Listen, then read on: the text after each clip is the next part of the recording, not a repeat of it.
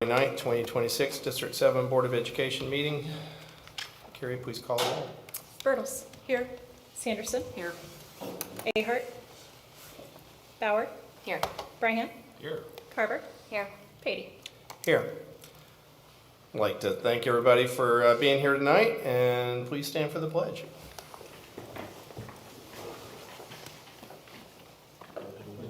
To the flag of the United States of America and to the republic for which it stands, one nation, under God, indivisible, with liberty and justice for all.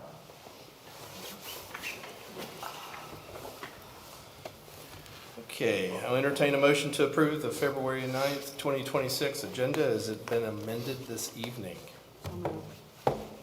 Second. Okay. Carrie, please call the roll. Sanderson. Yes. Bauer. Yes. Bertles. Yes. Bryant. Yes. Carver. Yes. Patey. Yes.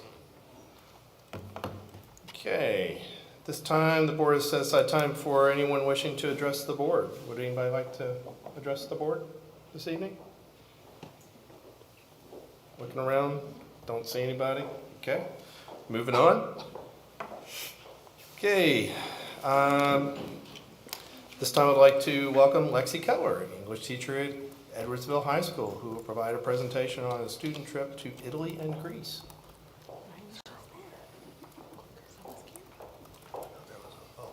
Jean's got it. Perfect. Jean's on it. Thank you.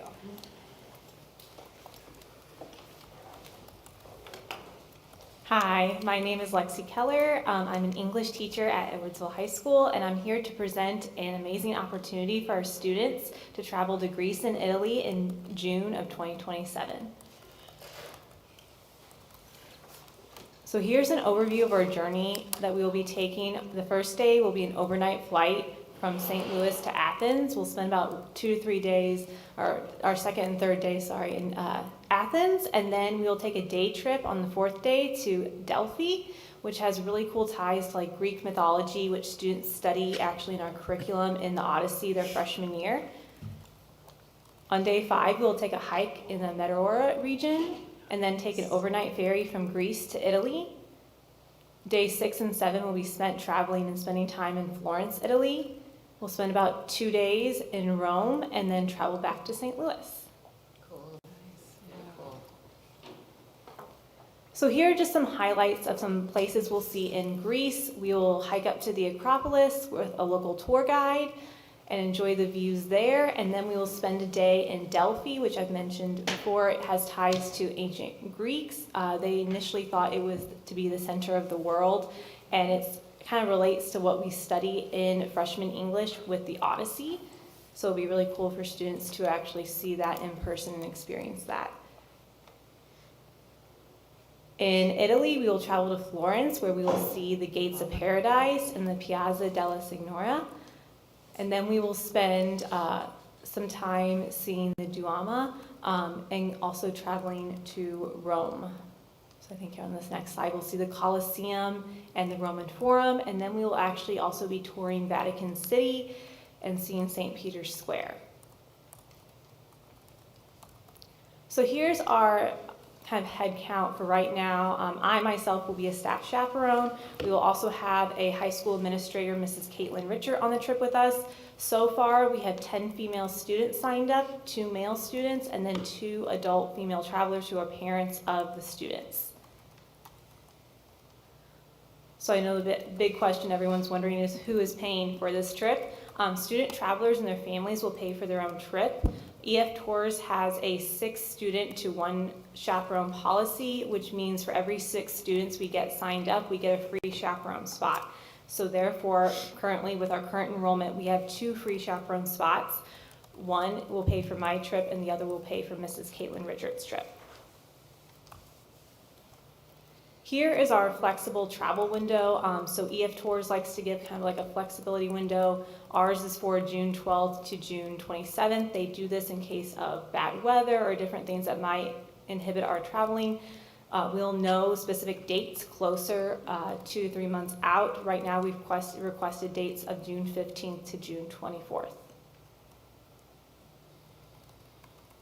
So one of the things I like to mention, obviously, students will be exposed to, a lot of great culture. I myself have traveled on an EF tours as a student, and I know it really opened up my eyes not only to culture, but also independent, being able to just go out and experience and not only meet people from different countries, but also you see and meet people from different high schools across, the U.S. So that just getting that exposure, being out of your comfort zone, really helped build confidence and my passion for traveling.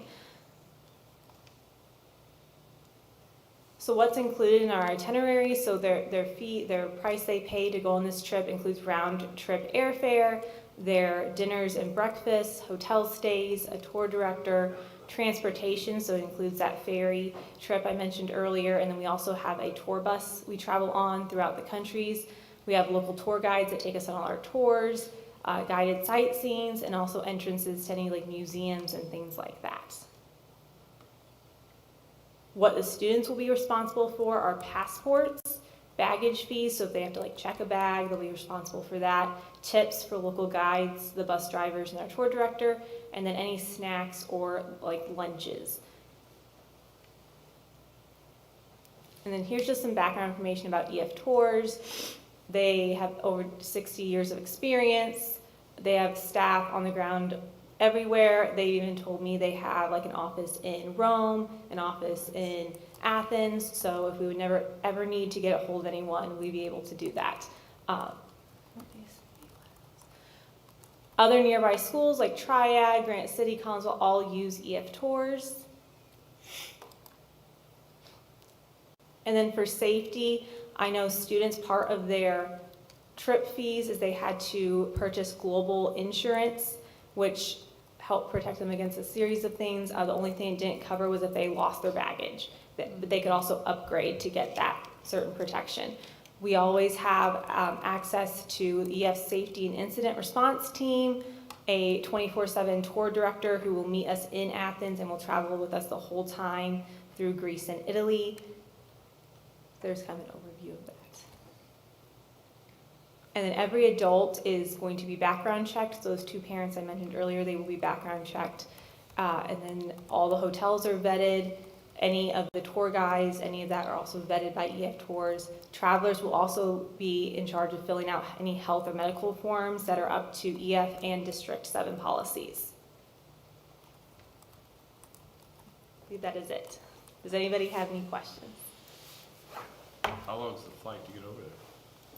That is a great question. I don't exactly know. I know when I traveled EF Tours and went to London, it was 8 hours. So I'm assuming a little bit around there. Is it open to all students to go? Yes. Oh. Yes, I opened it all current students. So any 8th graders that are going to be freshmen next year, I opened it up to them. So been in contact with the middle schools and also any high school students as well. Fun. When is the cutoff for signing up? It's actually open now. So we just had a cutoff. I was advertising it on Facebook and things like that. It was a discount cutoff that happened this past month, but it's still open. So anyone, whenever they want to sign up, they can sign up still. Sounds like fun. So we still need to get through insurance and all that though before we vote and all Yeah. that. So, okay. It should be okay. Yeah. We've used them before, I understand. Yeah. so just So there's, inform just them. as far as before we can take Correct. action, Yes. there's Right, yeah, steps. Okay. Yes. Cool. Okay. Yeah. Okay. Awesome. Sounds job. like a great Great trip. job. Thank you. Awesome. Thank you. Thank you. Appreciate it. Have fun. Thank you.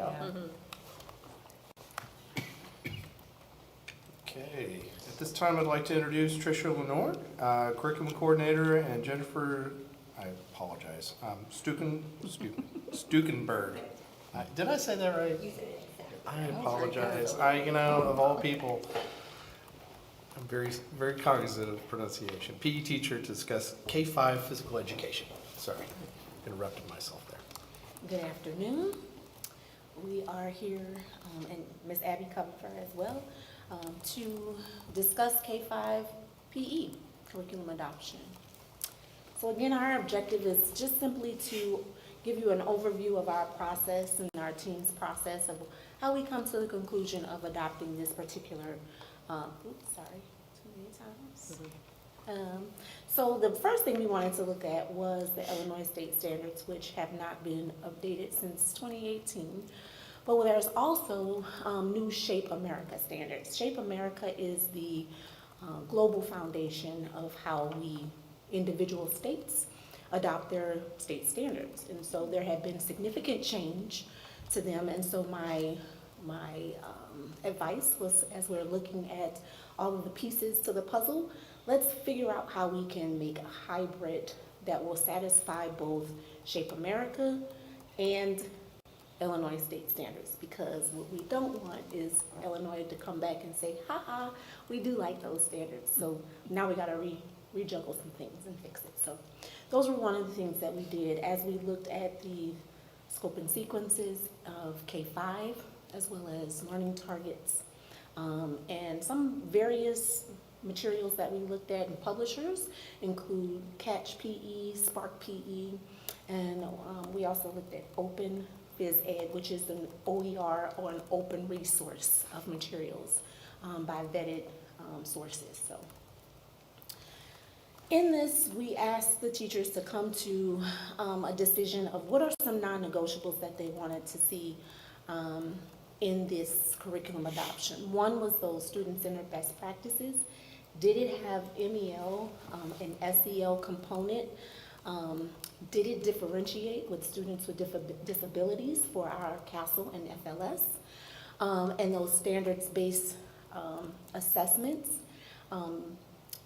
Sometimes what we notice is that we don't want to give a letter grade, but we want the parent to know what the student can or cannot do based on a set of skills. And last but not least, we wanted to know that progression of the skill throughout the grade band, not just what they should know at the end of kindergarten, but what does it look, that particular skill look like across K-2 and across 3-5. So what you see here is the hybrid approach. The hybrid approach between Shape America 2013, which was the last time that they updated it before 2024, and side by side you'll see just a snippet of Illinois state standards. The major differences here is the Illinois state standards categorizes early elementary and late elementary into that K2, 3, 5 band. But the Shape gives you 5 standards, which include cognitive, social,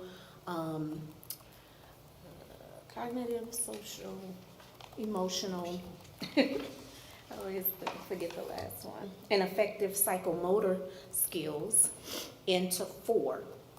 And so the biggest differences was, instead of saying students have a physical literacy and what physical literacy means at each level, it impressed upon them that it is a journey. So it's not just this stage in life, but it will continue. The second thing that they did was the learning indicators gave a comprehensive student development approach. What does that look like from K all the way to 5?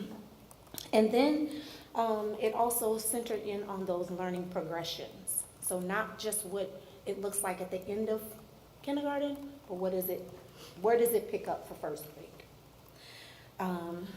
Again, and those standards gave us clarity and coherence across the standards when we decreased it from 5 to 4 by looking at the grade band and not just the individual grade level.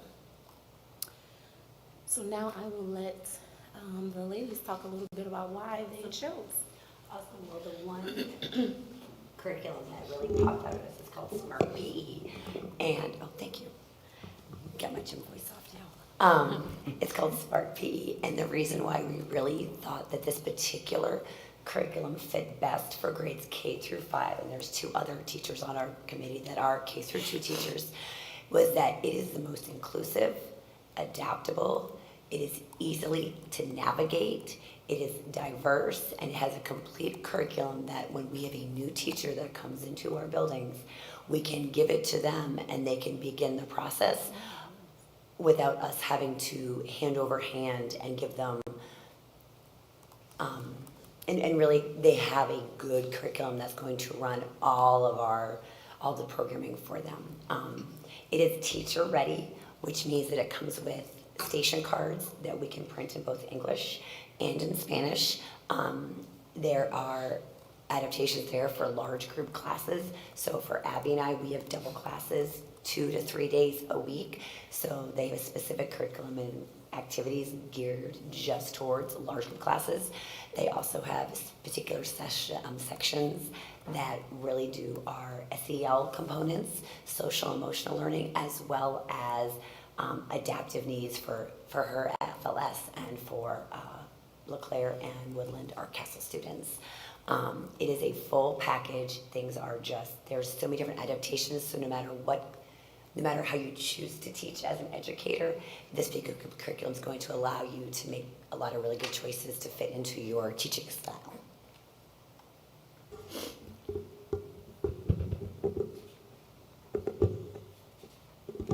So overall, what we looked at is,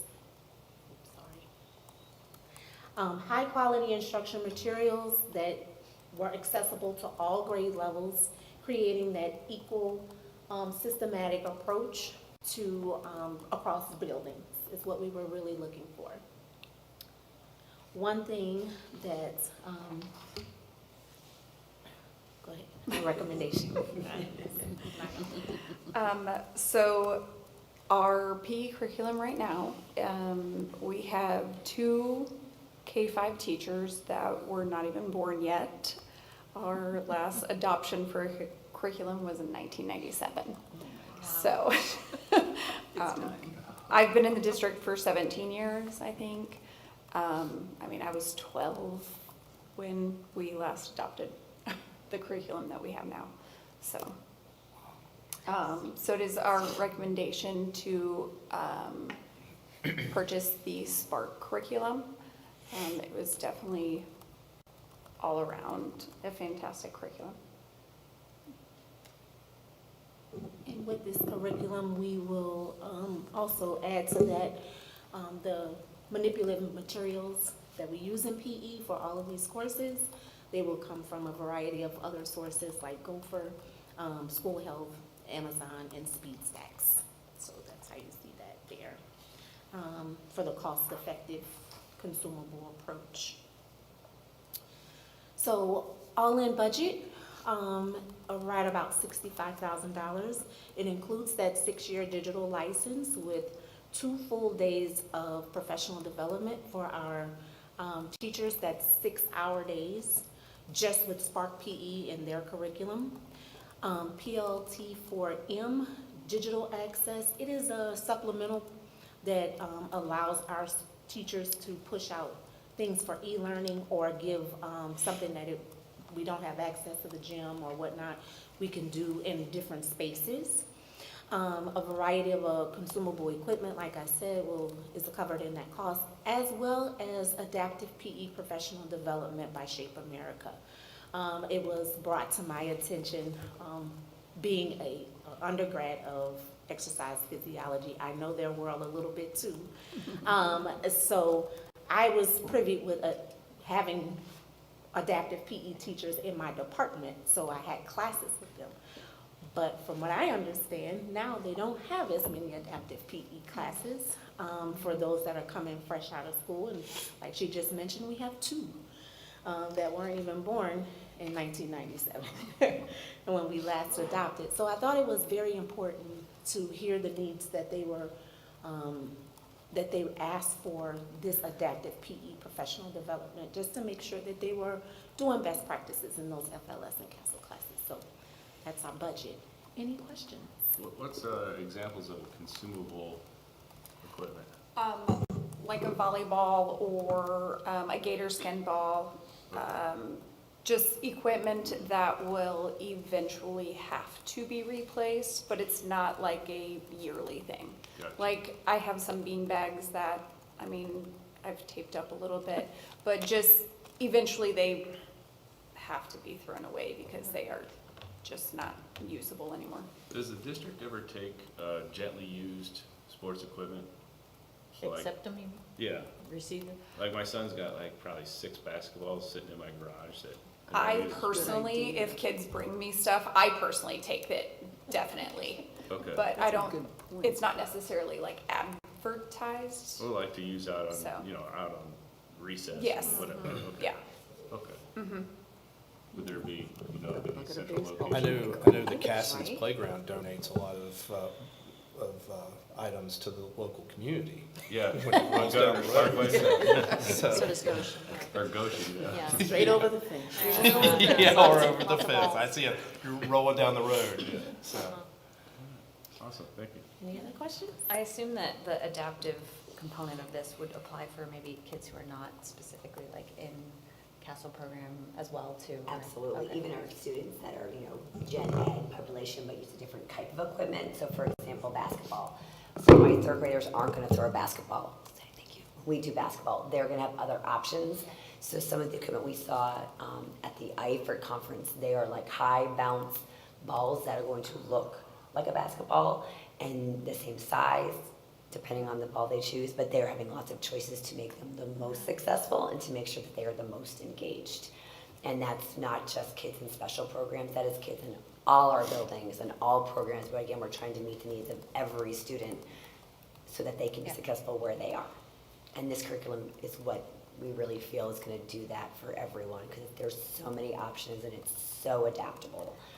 And the standards-based assessments, is that like kind of, not yet meeting, exceeding Yes. expectations? Right now, our assessments that we do for our SLOs are actually written tests, like multiple choice. Okay. So in our opinion, that is not the best way to assess in a PE class, especially in 30 minutes. So essentially it might just be an exit ticket sometimes. Like, for example, we're doing the Olympics this week. So when they walk out, where do they light the Olympic torch at?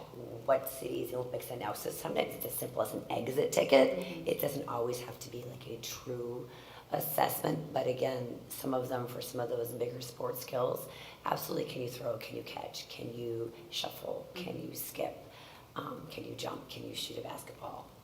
And again, it's a rubric style assessment. Great. So we're talking for K through 5 though, right? But the last slide where it's talking about the material is K through 12. So PTLM or something like that. for PL4TM, the high school is currently already using that. Oh. Okay. And we were Okay. just thinking, once they come on board, we can blend that, Okay. that Oh, that one makes sense. contract, so it's all on one thing. That's good to know. And then you'll also notice that Shape America Adaptive PE Professional Development will go across K-12 as well. Okay. It's just a, So are you doing this like in the higher levels? This is just kind of like standardize the platform, I guess, basically. Okay. I don't have a question regarding this particular, but can you at some point give us some kind of a scope of cost of doing the curriculum study? Not what the budget is, but, what it's gonna, what it takes from one curriculum study to the next, as far as when teachers, whatever they get paid because they're going through all these studies and things like that. So, Yeah, the time it And takes training, and yeah, sort of conferences we need to go the to. cost involved with the time and all that. Yeah. just a general question. And Yeah. like I said, no time frame or anything like that, but I guess, it's one thing to say, yes, we're gonna approve the $65,000 or vote on approving the $65,000 at the next meeting, but yet I just wanted to be cognizant of the added expense of what these curriculum studies cost the board or the district, just as a general rule of thumb.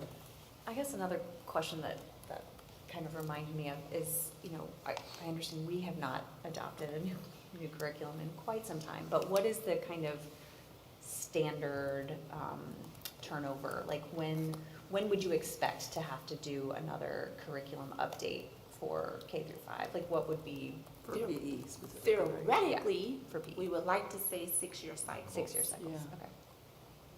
There's so much research that happens nowadays. That's Correct. a.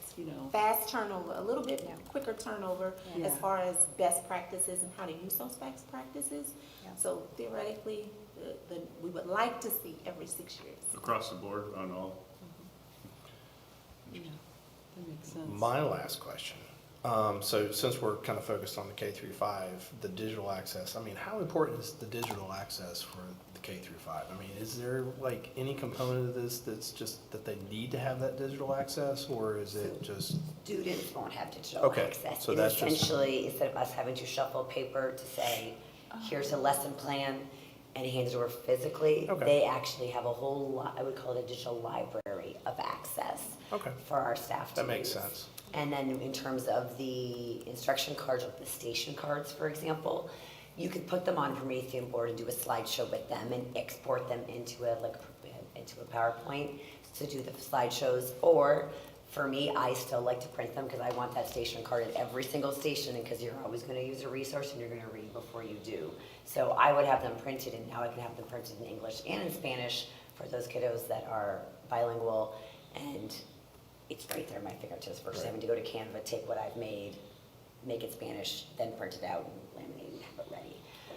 So it's easy, and the kids are not gonna have digital access, it's Okay. us having digital Yeah. access. So I mean, and the reason I call, and I appreciate the Yeah. description, the reason I ask is, you know, I know various board members, you know, we're having a lot of individual conversations about technology for the K through 2, and, you know, how, you know, the expense of that, and how effective is it, and where is it used, and, you know, so these are the questions that kind of start, you know, I see digital access for everything we buy, and it's just kind of, you know, forcing you kind of into that, and so I was just curious. I think a lot of, well, this digital access is just access for us Sure. to get lesson Right. plans, or they even have videos to show us like how to teach, or how a specific game is played or something like that. So it's nothing that the kids would have or anything Sure. like that, yeah. Okay, cool, I'm good.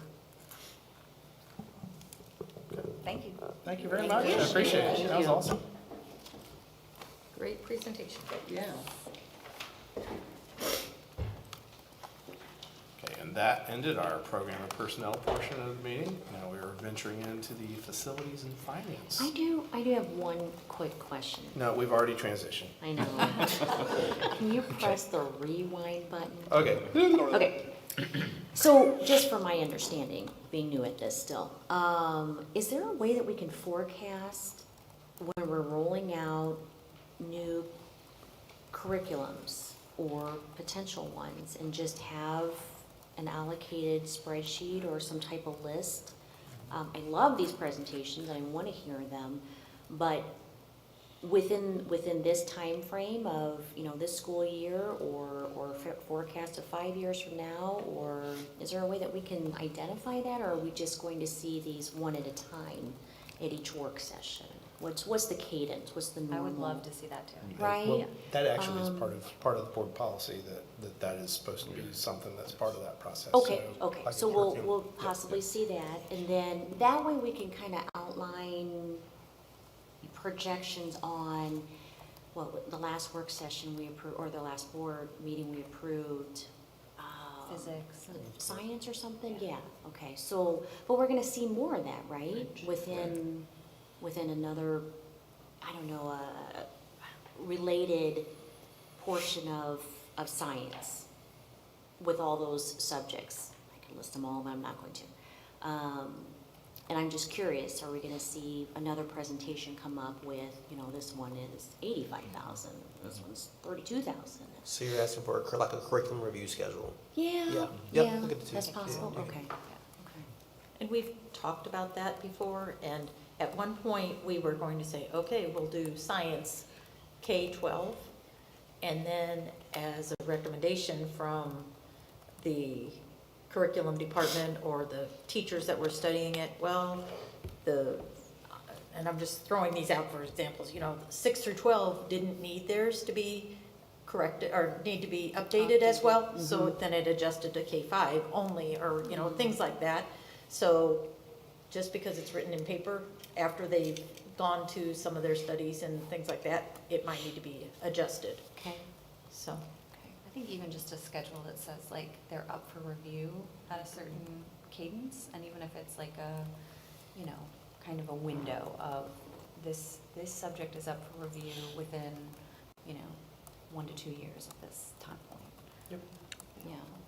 Because I don't ever want one curriculum to slide in earlier in the year, and then, I don't know how it works, but then towards the tail end, another curriculum comes in, and we're like, we're out of money.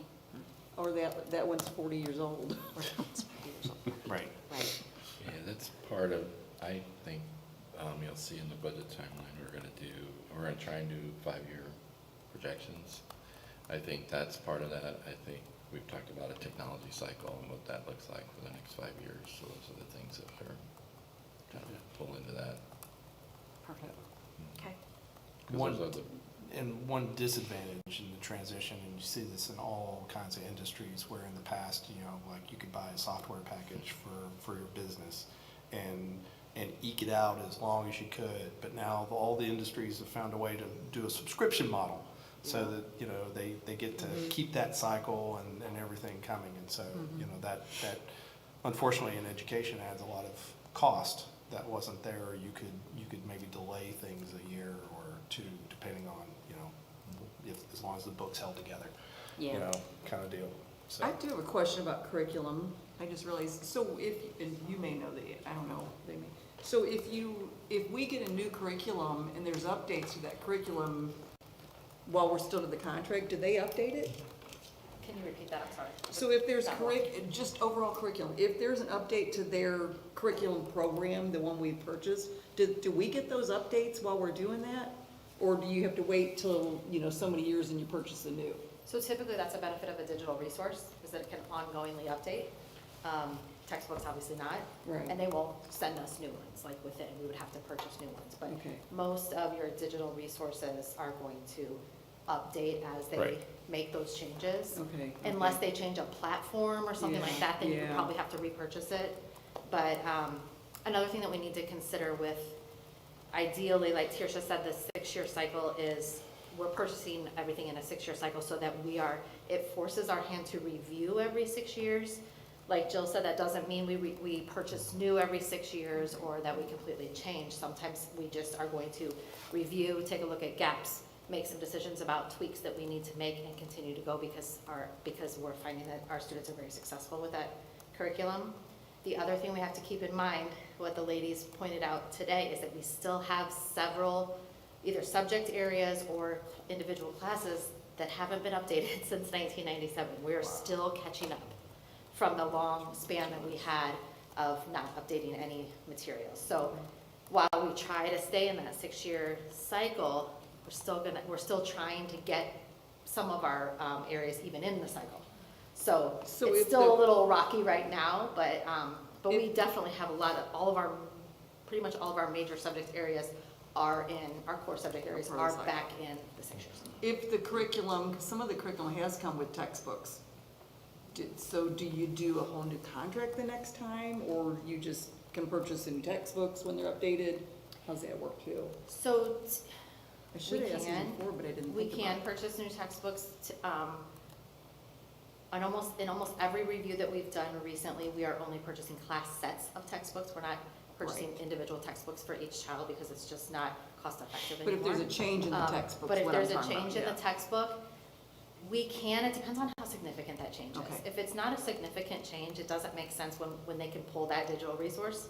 Right. Because all of our textbook companies, they give you the textbook, which is good because you have both options, right? But then they also give you the digital textbook. So you could, not only the resources that come digitally, but the textbook online.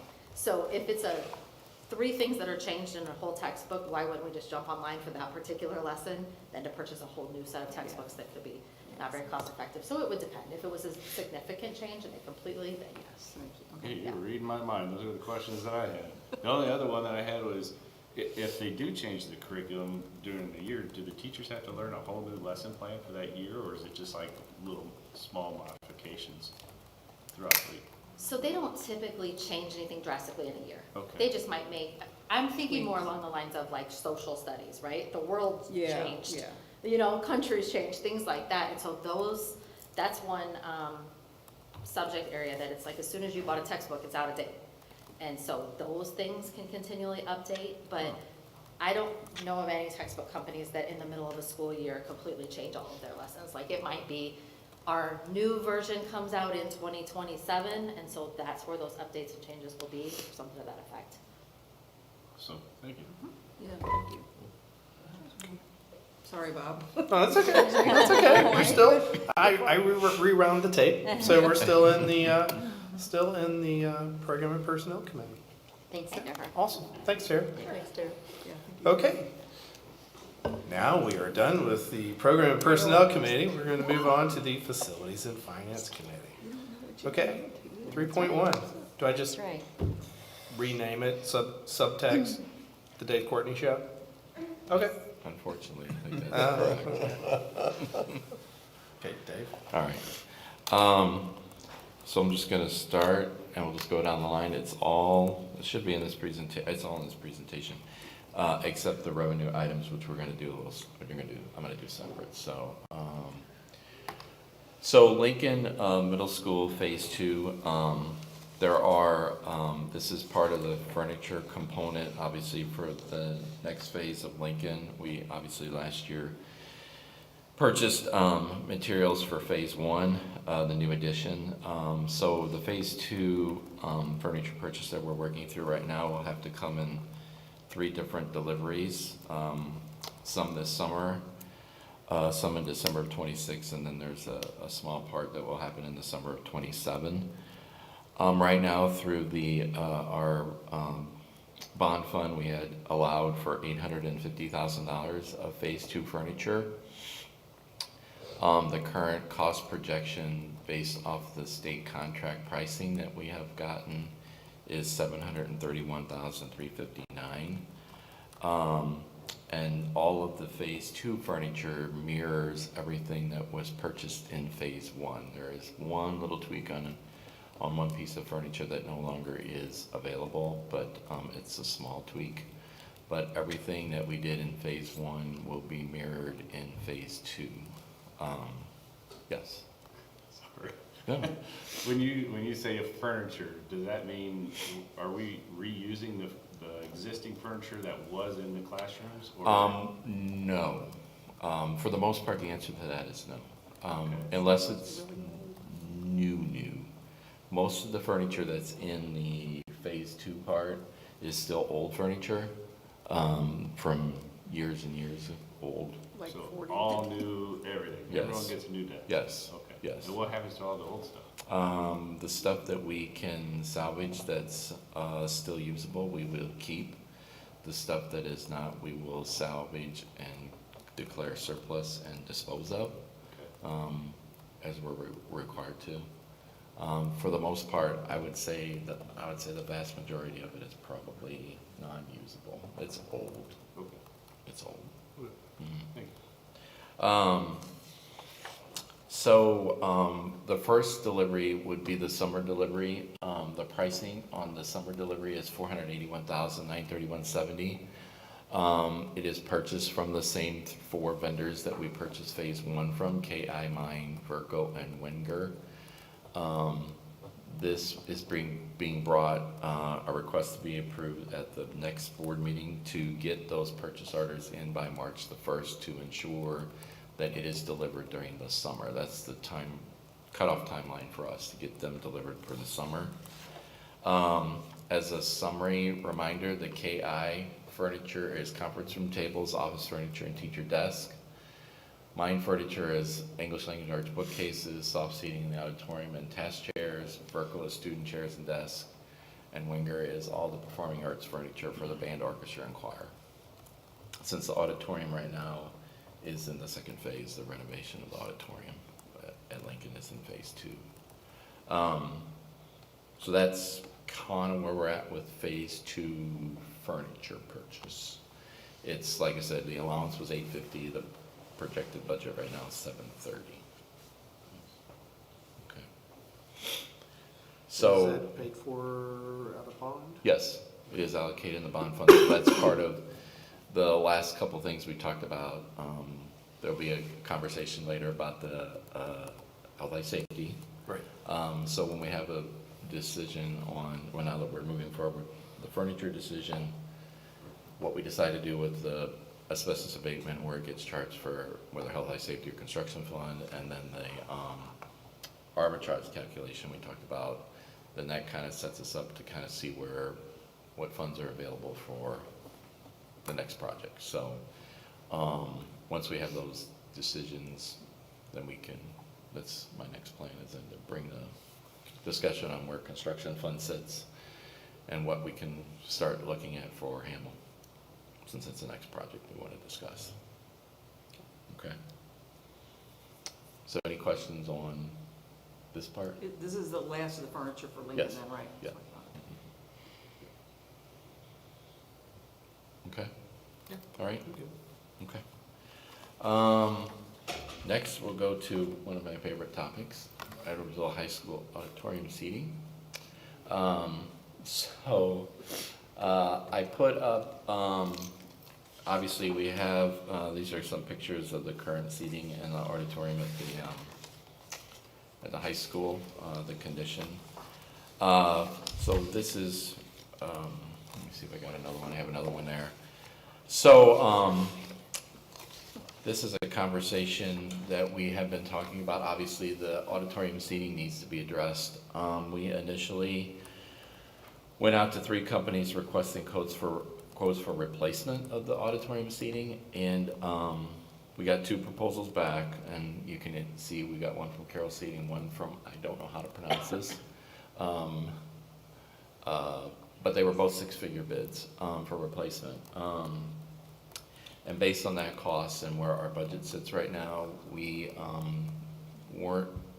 that wouldn't fit within where we're at right now from a budgetary perspective on costs. So we went back, contacted these companies and asked if they could reupholster the seats instead of replacing them all. So when we did that, the one company wouldn't do that. The other company, Carroll Seating, provided a proposal. The proposal cost was $79,475. The proposal they provided was under a Sourcewell Tips USA Purchasing Cooperative, a state cooperative contract. You see the contract number that they bid this reupholstering under. The district is a member of this cooperative. So I've indicated the number of where we're at. So we are involved in the co-op. They have a state contract number under the co-op, and that's the pricing that they provided. So right now, I think where we're at is that we would like to move forward with this project.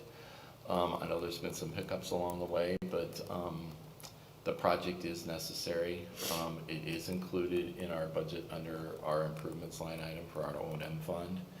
And it's something that we would like to move forward and try and get done so that we can move this item to the side. There are a couple other things that we're still working through that we have paused.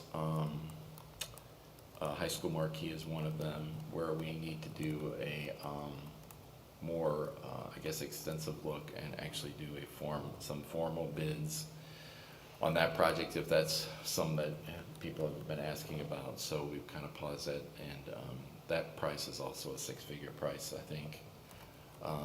So we have paused that to kind of fit that into the scope of probably what we'll do for 26, 27. So this is one I'd like to, since we have the budget right now, kind of move this out of the area and kind of get it done so that it can be taken care of and we can address the other couple of issues we have out there.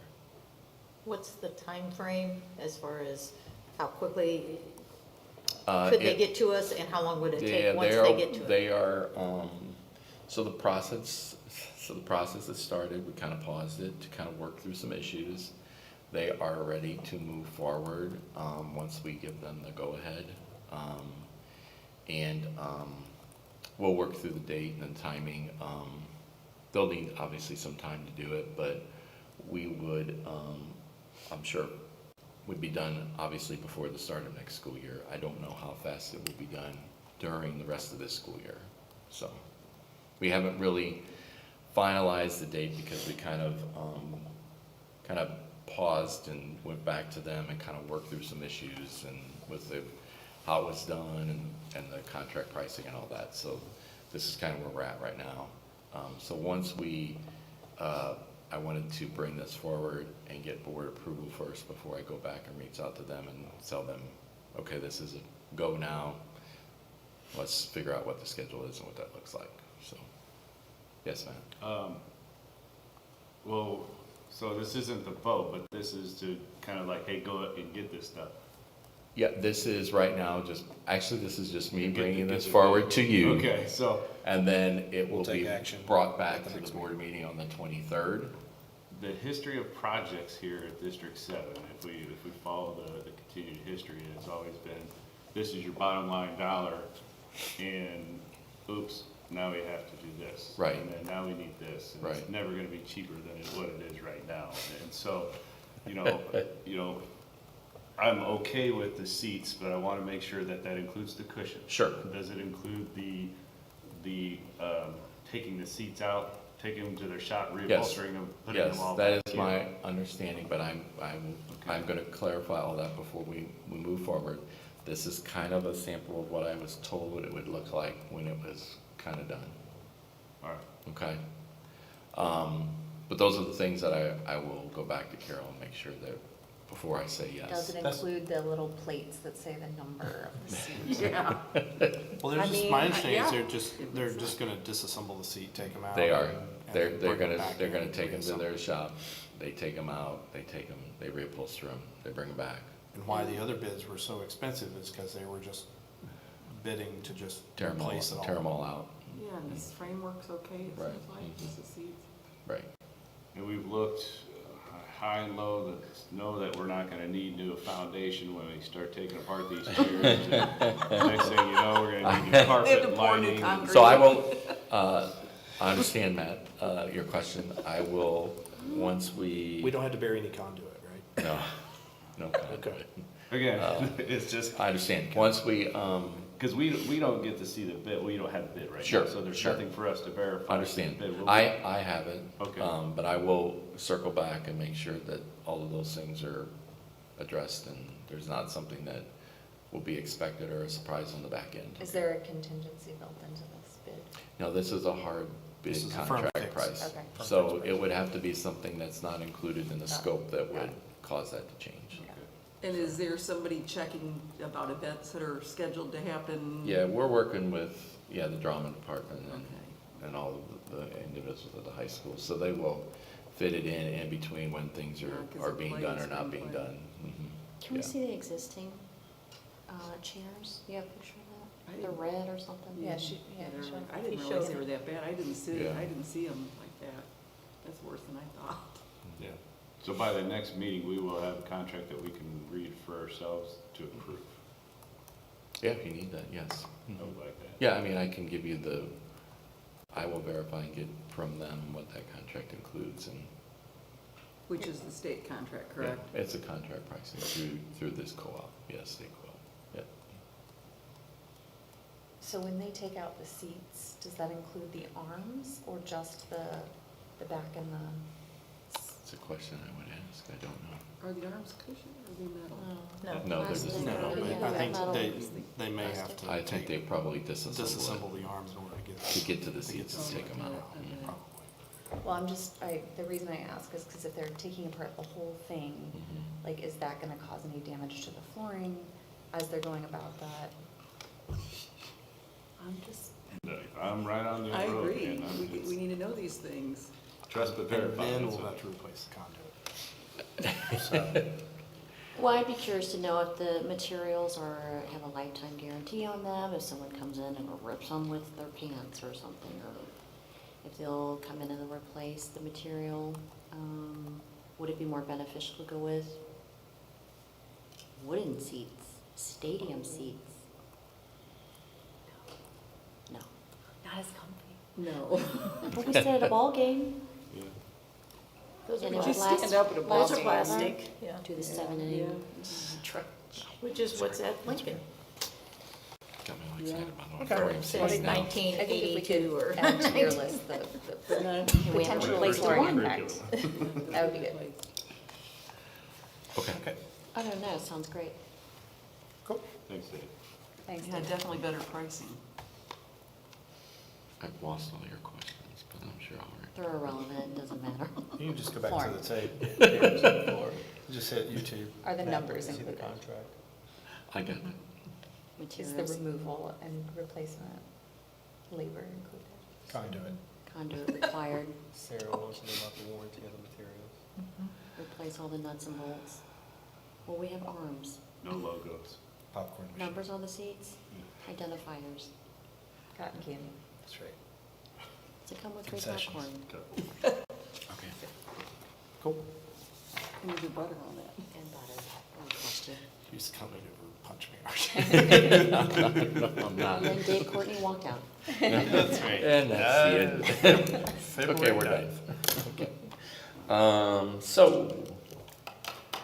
Let's talk about south renovation. So at the last, in January, we talked about, the plan to move, the offices currently located in our Mark Twain 1 and Mark Twain 3 office buildings out of those, leases and to move them to the, currently EHS South. So to refresh everybody, the office, three building offices need to be moved by June the 30th, and the Mark Twain 1 offices by September 1st.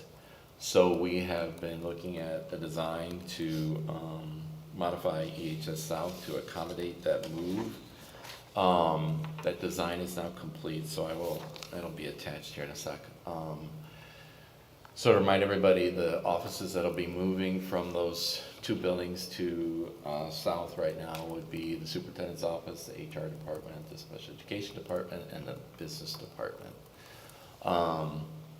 It's probably a little hard to see, but there's a schematic design. On the lower half, I believe, is the superintendent department offices, HR, PR, and the upper half is the business department offices. The front half of the building that our maintenance department has already modified and renovated is where special education will be located. And that was done by our maintenance staff with a little help from Tyndall on a couple of things. This project right now, current cost estimate is $700 to $750. Our maintenance staff right now is performing much of the preparation work, so they've started to take down ceilings and try to prep the area. The funding source for the project would be the O&M fund. Our current lease cost are actually paid from the ed funds. I think last meeting, I just want to clarify, last meeting it might have said O&M. It's the ed fund through the debt service fund. So all of the leases from an accrual accounting standpoint have to be paid through the debt service fund. So you end up with these transfers kind of back and forth between debt service fund and the fund that's actually paying for it. So the fund that's actually paying for the leases is the education fund. So that would remove $217,596.12 annually from the ed fund. And this is just right now the Mark Twain 1 and 3 leases. So right now, our timeline is we actually have a pre-bid meeting tomorrow. There is a public opening date on February the 18th, and we hope to bring this to the school board on the 23rd, because we probably need to begin renovations in early March, so that they, I think the date is either June 8th or 15th, I'm trying to remember, of when it has to be substantially completed by under this contract, so that we can get superintendent's office moved out first, because there will be no internet access in that office after June 30 on the current lease space. So when the leases were put into Mark Twain, new furniture Yeah. was purchased, correct? Yeah, that's Will that all, transfer yeah, over? we're gonna use everything that we can in the spaces over there unless it's just feasibly impossible because of how a piece of furniture was purchased to match what was needed in the Mark Twain 1 offices.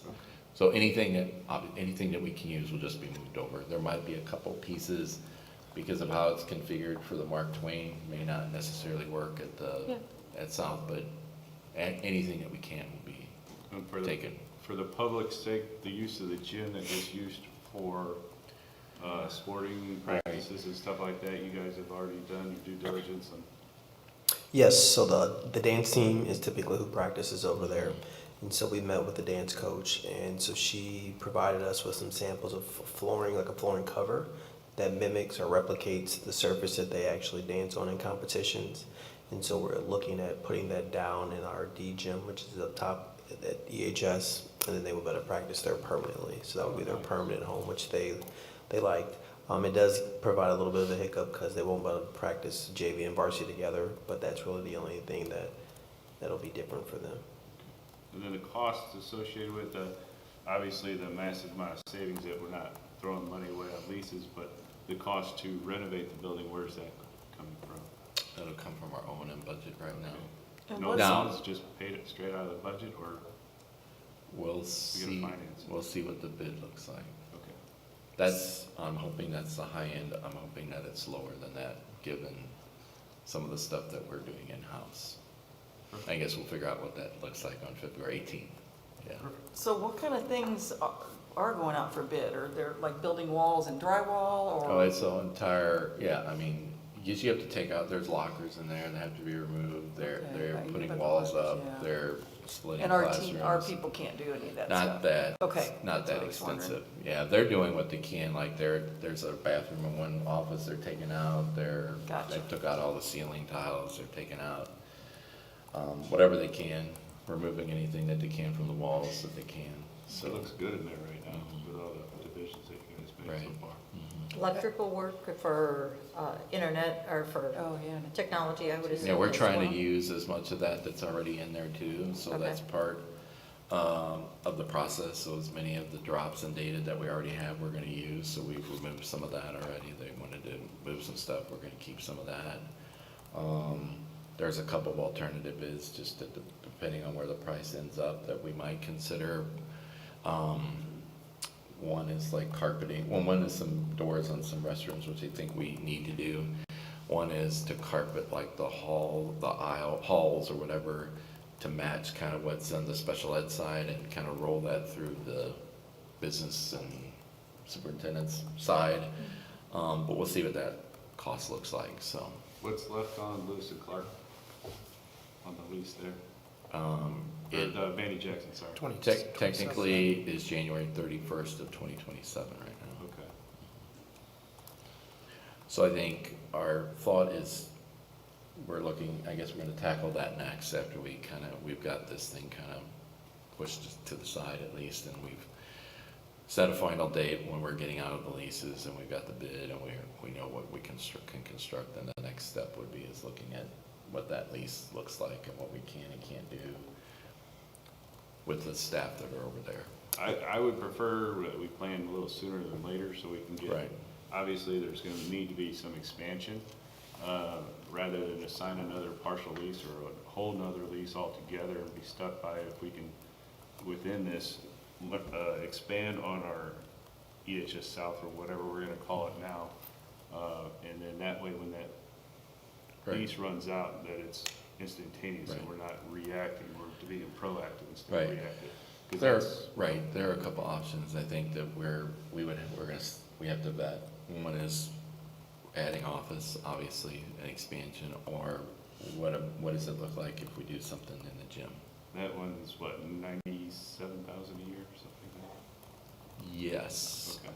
somewhere around there, yeah, in the 90,000, yeah. Yeah, we should probably change the name from EHS South to. You have any recommendations? We've been asked that a lot. Administration. I think Hadley South, Uh-huh. Hadley South would be good. I mean, because in actuality, and we were saying for those listening though, that, I mean, we still need Hadley. Yeah, we do need. We still plan on Hadley using still. Hadley. Yeah, we're as not office space selling and all that. Hadley. We're not getting rid of Hadley. But, still. Yes, this renovation does not alleviate the need to have the tech department and the building and grounds department and the food service department at Hadley House, which they are at right now. Could be district office, maybe Hadley South, I don't know. So, yeah, EHS South just doesn't seem to work anymore. in my opinion. We could have a competition. That's what I thought, a Yeah. contest. Yeah, Good contest. idea. Have them pull some names together. Kids? Yeah. Yeah.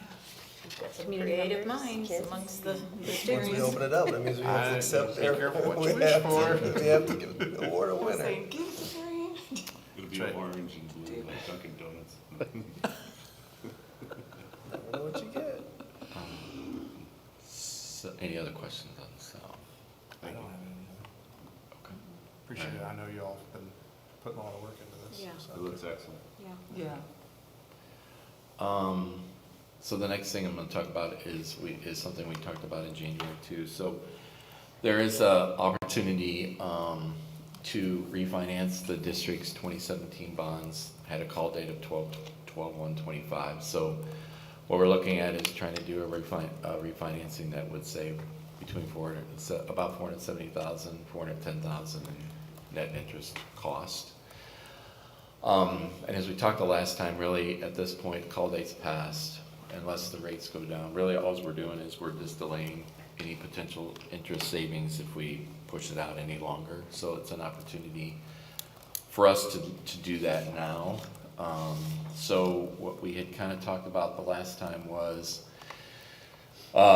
since we've had 2 years of EMV increases that have been higher than expected, and we're expecting a third probably, we are expecting a third this year. One of the abilities that we have through this process is when we refinance these, is we can accelerate repayment of the last part of this 2017 issue, which obviously would lower the interest that we're currently going to end up paying. And it also helps to make room for any future debt that we would look at taking on in the bond and interest fund. And I'd say that mainly would be something probably more along of a potential health, life, safety bond issue after we kind of develop our 5-year facility plan, and the things that we need to be addressed within that plan would be more on a kind of a health, life, safety, I think, bond issue, at least to start. So by doing that, it would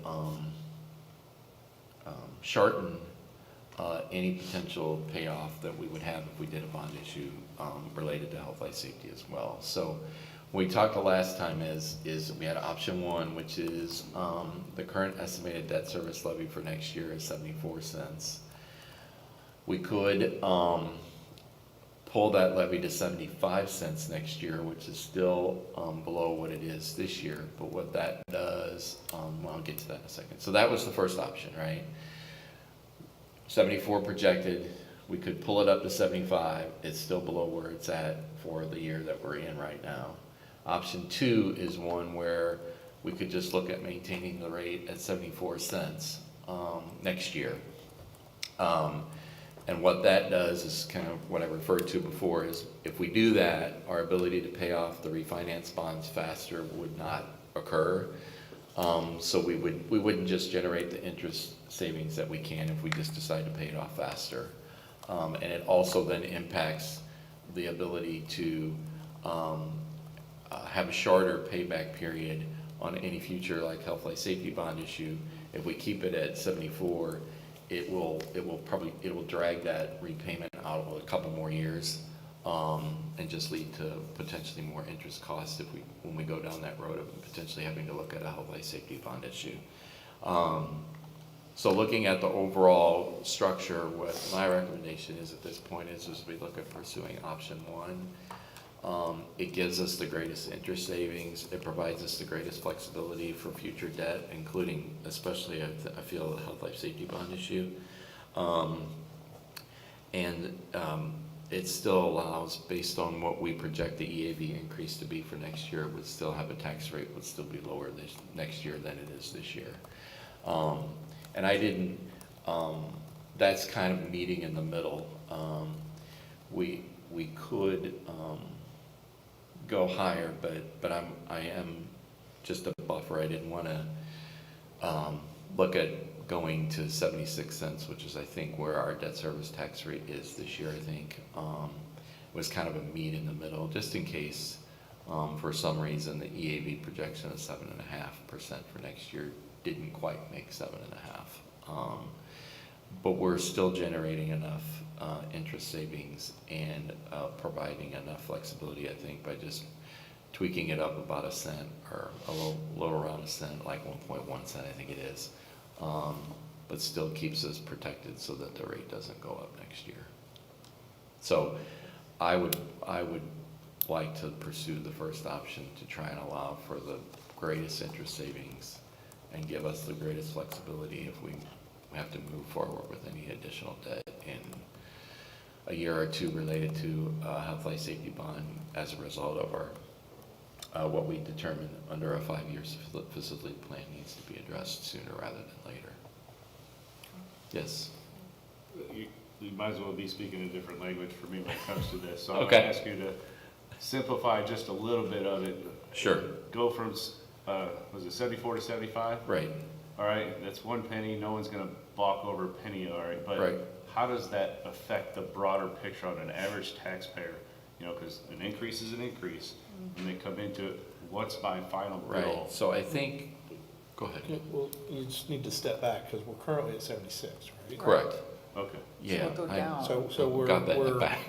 so what we're talking about, I mean, It's I mean, in the option, it looks like we're going up. We're actually like keeping it from going down as far as Right. it would if we didn't. I think, yeah. Originally, it was projected to go down to 74, and now Right. you're suggesting Right, for we're it just- to go we're just down to We're 75. slowing the decline Right. a little bit, is just what we're asking. If Jean can bring that stack of paper up, that's in the back. I have it in that stack of paper. Oh, okay. Basically, like, you know, everyone, always is. if you follow the comments that are out there, everyone's taxes are going up. Right. The district is spending all this money, and we're not being responsible stewards, so we want to make sure that we're being responsible stewards. And it may be a penny up there, but if my tax bill goes up $100 because of it, Yeah, the tax bill will go up $100, obviously, because their assessment's gonna go up. It's not gonna be Not because because the tax rate is changing by a cent or something like that. Okay. that may be an impossible question to answer. No, it's not impossible. No, but I also think that that's one of the reasons why the options that are here is kind of, I mean, kind of acknowledging. Yeah, so we're at 76.9 this year, on debt service. It was projected to go to 74.1, and this would be around 75.1, I think, somewhere in that neighborhood. The rate was projected to go from 466 to about 464.5. So if you move it up a cent, it'd be about 465, it would be almost exactly the same as it is this year. Okay. Yeah, it's 465.6. If it went up a cent, it'd be 465.5. So on a financial tax burden to the public, this is not going to be a great, actually benefit in the long run, correct? Right. Because we pay off our debt faster. Yes, the interest is paid off, cheaper interest costs paid off faster. Okay. Yes. Mhm. Minimal to no impact to It would our have, taxpayer. if all things were equal, it would have, if the EAV grew at 0, it would have no impact in essence because the tax rate would be the same. Okay. Gotcha. So the impact is gonna be that the fact that their assessment is potentially gonna go up 7.5% on average. Okay. Throughout the district. Obviously, some houses will be more, some will be less, and it's dependent on the multiplier that's the current estimated multiplier that's being assigned to the different townships. And that's Since they're different. state assigns that, not us. Right, they're correct? different multiplier rates for different townships. Edwardsville's a 6.8. I think some of the outlying areas, I don't remember off the top of my head, are higher than that. I know Hamel and a couple of those are higher, I think, so. So all things being equal, if I came in and said the EAV next year was 0, your tax bill wouldn't change. Because the Because of rate's that. basically gonna be under, I'm gonna take it, 460, if I said 0, that's a different conversation. So we won't go into that conversation, because if the rate was 0, the tax rate would go up because there are increases that have to happen in like the tort fund and Social Security and IMRF that would increase the cost, but wouldn't be made up because the EAV didn't grow. So based on where we're at today, the increase that you'll see on the bill will just be because your valuation is changing and it's not because the rate is changing. So coming out of today, though, if nobody here is opposed, at our next meeting, option 1 will be presented for action. Right, so what I need, yes, so, if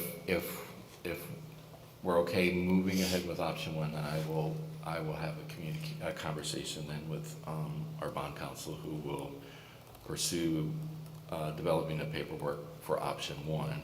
And then that resolution would be brought forward to the school board for on the meeting on the 23rd to approve that resolution so they could move forward with option 1 and refinance under that option. I'm fine with that.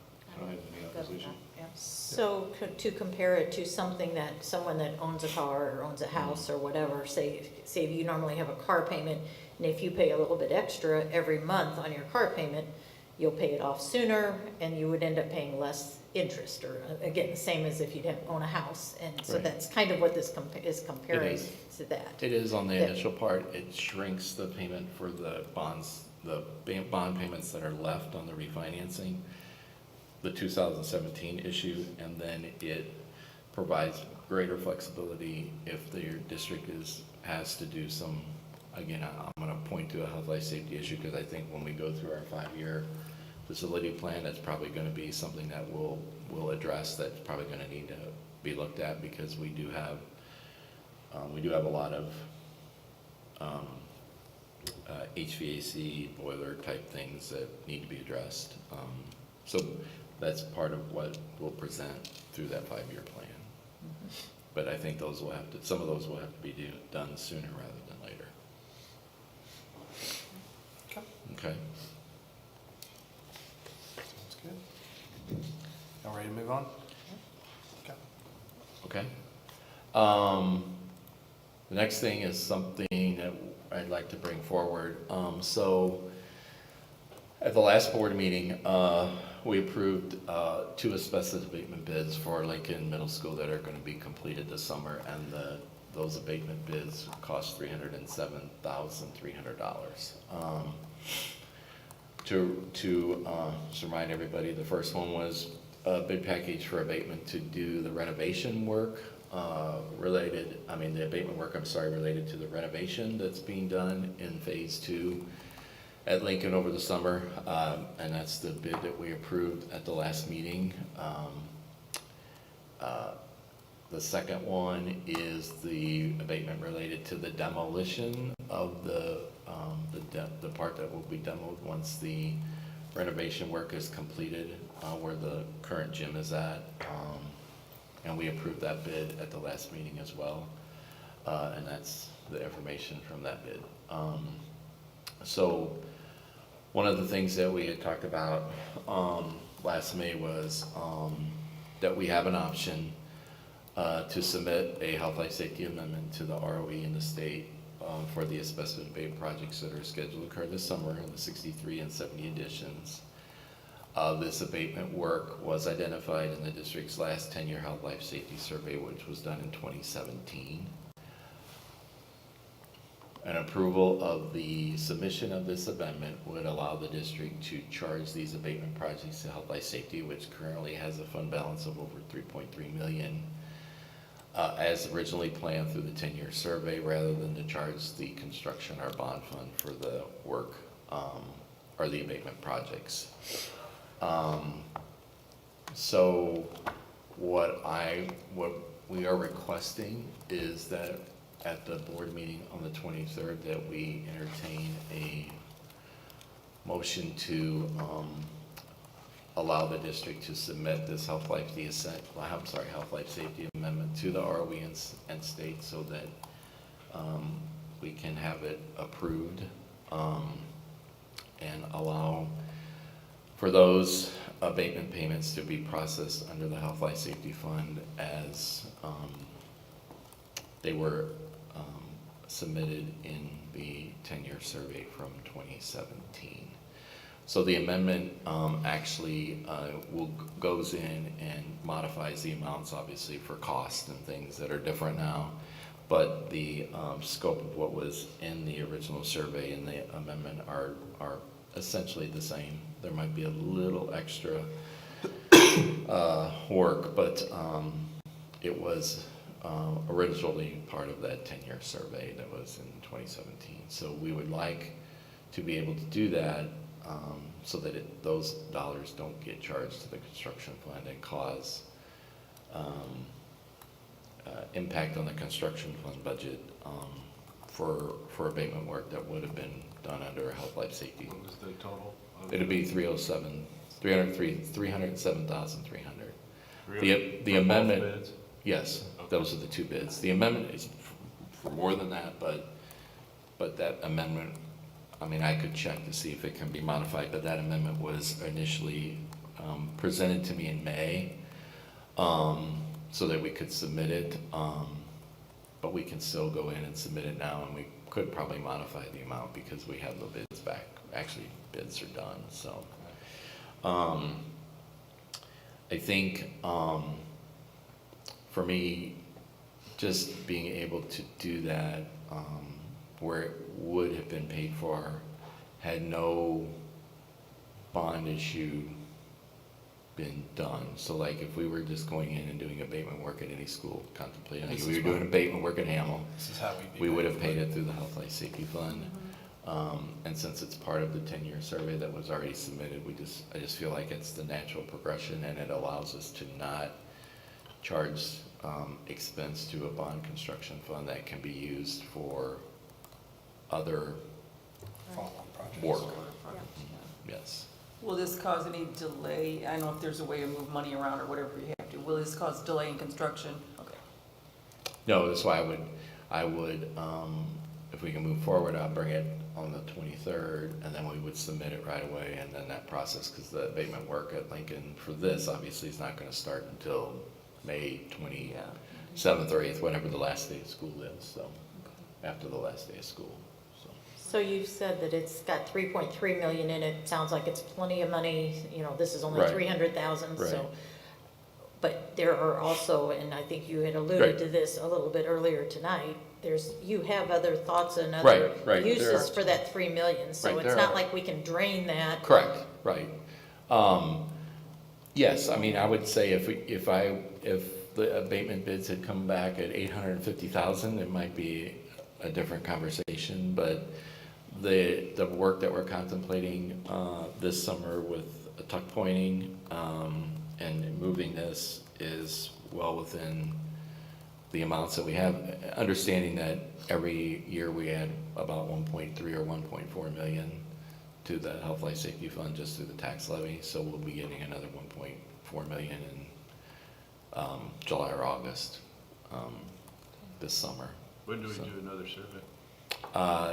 It is due in 27, has to be submitted, so I would say we would start it relatively soon, sometime during 26. So essentially, you're Yes. robbing Peter to pay Paul, and then you take the leftover proceeds that you aren't spending on construction and applying it towards your next project listed. in that Construction bond. project, yes. So that could be a potential, let's just say Hamel is obviously our next project. Correct. That would be an additional 307,000 That you bucks. could use towards Hamel. Okay. That is correct. The Hamel is also identified in that 10-year safety plan, correct? It is. So could we use the health life safety for the asbestos portion of Yes. Hamel and then Yes. apply even more of that bond money towards Yes. them? Yes. Can Columbus Gym go under health life safety or the 27 plan? Can it be listed under that kind of stuff? Capital projects are not Can't part do of that, Health Life Safety. yeah. No. I was thinking that No. was squeaky, but Yeah, I mean, you could do like any abatement stuff that was related to that, but no. the actual construction of the gym, I mean, while you could try and get some of it covered, the cost of what that would be more than what's in the Health Life Safety Right. Fund, so, yes. And how many other projects, if you know offhand, are left on that 10-year list? There's It's numerous, every probably, school, Matt. every school. Yeah. I'd like to see that. There's numerous, and some of them, Some of them have been done, some of them have done through O&M, some of them done through health life safety, depending on the need and the amounts. Some of them are things that we have completely shifted in direction. There's a whole thing in Lincoln that was talking about a whole new HVAC system, and it's now obviously gone in a completely different direction. There are some items that are on there that have been gone in completely different directions and haven't been done or are not needed. So that's the purpose of a 10-year survey, because the architecture, we'll have to work with an architectural firm because that's to be certified by an architect. So I imagine with the 5-year plan that Right. we're working on Right. now, that we will cross-reference against our health, life, safety. Right. To figure out. Yes, funding yes, wise. yes. Okay. But it might be new boilers and Yes. things like that. Yes, it might be Those things that would are be still on the list. Those are covered, the okay, things that would have okay. to be taken care of first. So there's priorities within the list. Health, life, safety. There are things identified as emergency, like A list, and then there's B, C, D. Okay. They would be those list of priorities again. Like roofing projects are on that list, but essentially at this point, every roof in the district has been replaced. Right. So the things you're looking at, obviously with the next one are more of our boiler systems, HVAC systems that have it. We've addressed numerous ones. We've addressed the one at Liberty. We've addressed, I think, all the ones at the high school. So it's working through that process. But that's the things you'll see on that 5-year list. A lot of old boiler systems. And there were things like fireproof doors is one I don't know why, Yeah, but that's so, one I can yeah, remember that we yes. were needing to get, And or we we have made addressed, that a priority right, we've to. addressed some of those, obviously through the renovation of Lincoln, we've done I think most of them, if not all of them yet, but a lot of them at the high school. So yes, those are the things that you would see on that. What about plumbing at the high school? That would be also something you would see on that list. That is So on that- this list? Probably not to the extent of what we're looking at Okay. right now, because that condition probably wasn't known 10 years ago. Okay. Like it is now. At least the extent of what we're dealing with wouldn't have been known 10 years ago. Okay. Any questions about that? Okay. Sorry. He's causing an issue. The last thing, well, there's two things. I want to talk about a budget timeline first, and then I have a handout, because if I try to show this on the screen up there, nobody would be able to see it. Related to the revenue projections, and it's a high level of where we're at mid-year and what we're looking at for fiscal year 27 as a first pass. But I wanted to just talk about my envisioning budget timeline, trying to do something a little different this year. So my timeline I'd like to follow is by the end of February, we have a mid-year review, develop 27 projections, which I'm going to provide tonight. In April, we conduct a 9-month review of current revenues, analyze potential impact on the 27 budget. During the month of April, we will receive the final EAV from the county, which will finalize the fiscal year 27 tax revenues. So it will hone the revenue projections in a little further as we get near the end of April. And then in May and June, we would do what we would continue doing mid-year, not mid-year, we would do a 10-month review, 11-month review. Again, just honing in on where revenues are landing for this year and the impact of what that looks like on fiscal year 27.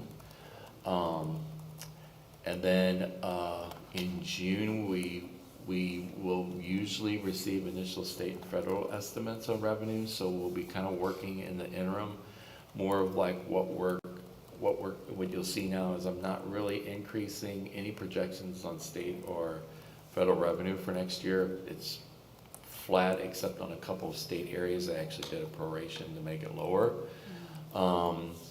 At the end of June, I think we would be in a position to have a preliminary revenue budget for fiscal year 27, so that we would just be tweaking stuff between that date and when we actually display it and when we actually approve it. But I would like to and you'll see this on the expense side too, I would like to have pretty much a framework of the budget done before the end of this fiscal year, so that when we get into next fiscal year, that framework is already kind of done, and we're really just tweaking anything that comes to us in July or August. If we have a last minute revenue thing from the state that doesn't come in, you know, what our projection or where we're at is different when we get to the end of the year and we look at, oh man, you know, like, and you'll see this in this original revenue projection, like, man, where we're ending up this year with like interest income is like, and where the rates are now, this is gonna be a little tweak we're gonna have to make where, you know, between now and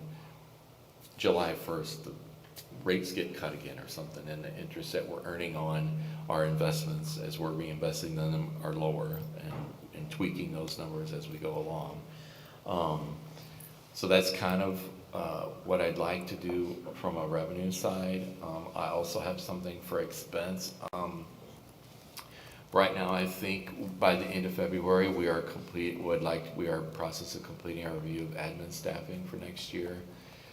We are also in late February, early March is when we will be doing our projections on staffing for certified staff, high school, middle school, elementary, getting an idea after course selections are done, and kind of doing a roll of elementary staffing a roll forward of enrollment. We kind of project what the enrollment is going to be for second grade next year, third grade, fourth, and then we go back in and look at the staffing we have in the elementary levels and figure out what that looks like based on the roll. Kindergarten is kind of that wild card that we always kind of roll through, but that's something that late February, early March, I think we would like to have completed. During the month of March, I would like to do, Alan and I have talked about doing budget review meetings with each of our department directors this year to discuss their budget requests for 27 and to get them involved in the process. So as we're going through March, that's what I would like to set up those meetings and kind of work through where they're at this year as we close this year, and what their 27 requests or their projections look like for all of our department heads. So from food service, technology, to buildings and grounds, curriculum, athletics, special ed, all those departments. So that's what we'd like to do in the month of March. And we would kind of do the same thing then in April and May. We would be doing 9 and 10 month reviews of our expenditures and what they look like, what's changed in those months, what is the impact on the 27. And when I'm kind of balancing those things, like trying to project where we're going to end this year and what that looks like to try and get next year balanced based off of a combination of where we're projecting next year to be and how we're ending the year that we're currently in, and try and balance those two. At the end of May, I would hope to have all of our staffing initially done. Like, we've gone through all the certified staffing, we've identified, and then at that point it would just be only a surprise if an enrollment area popped in an elementary school and we had to change something, right? But we would have all of that staffing analysis done. That is the time when we will also have our benefit projections. We are doing those in the middle to end of April. I have an initial projection, which we briefly have talked about already, but that would be finalizing all of like the staffing benefit costs, so the biggest bulk of the budget in May, right, before the end of May.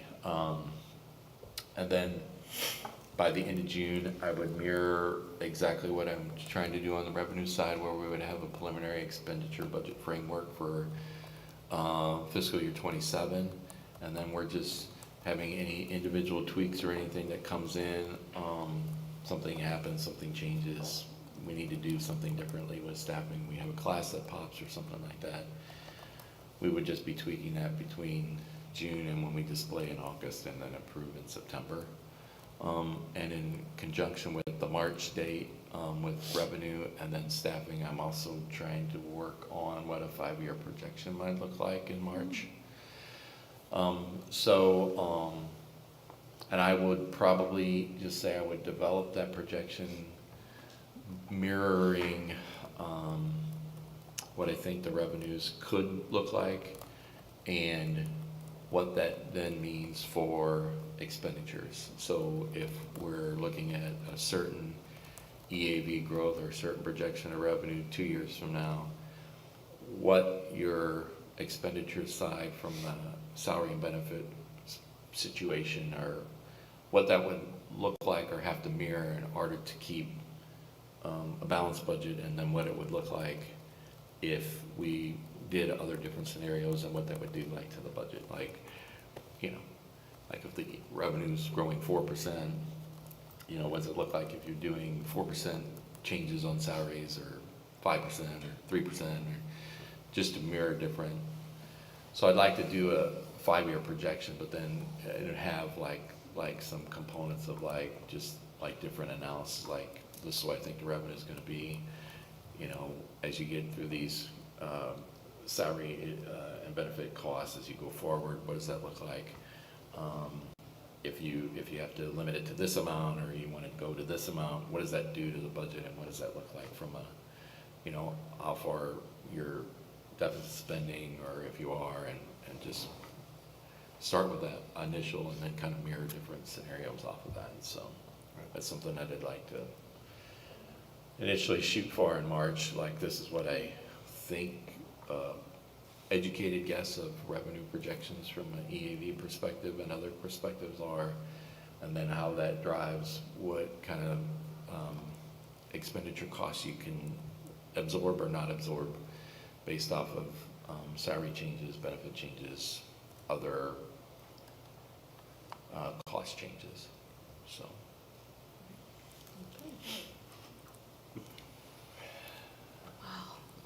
Okay. Okay, questions? I got one question.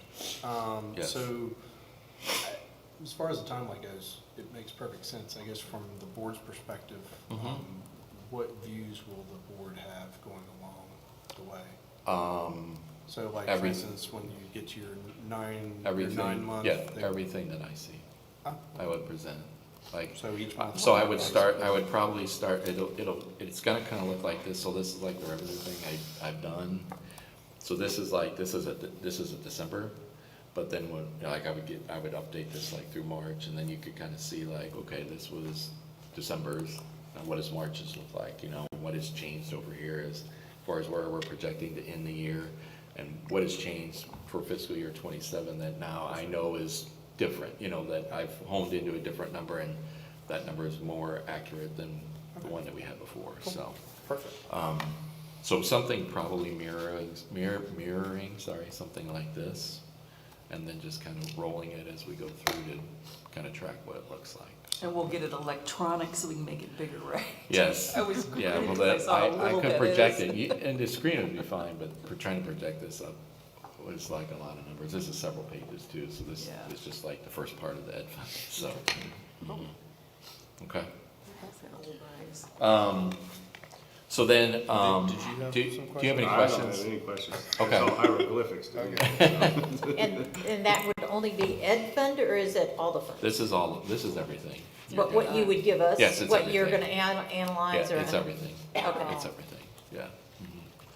So I'm gonna, just real brief, I'm gonna just pass out, Brought your microphone. four. 4 days, 4. Okay. So what I've done, so this is all, just to kind of just summarize. So this is all of our revenue accounts for our ed fund, which is the first page and a half. Then it goes to the O&M fund, debt service, transportation, IMRAS, and all those. So it just kind of goes through down. And what you see is where we were at as of December, what I've projected that we're going to receive the rest of the year, what the surplus shortfall is, and then right now what a projected 26-27 budget number looks like for each of those line items, right? So right now, there are obviously, if you just want to look at this column 4, which is surplus shortfall. So if you go to page 2, just to kind of give you a highlight to start. Go to page 2, you'll see bold red lines that say total direct receipts, that's the ed fund. So you'll see shortfall, 771,427. So right now, based on where I think things are trending, that's what I would expect. And what I'll point out is if you go back to page, it's really in 4 specific areas.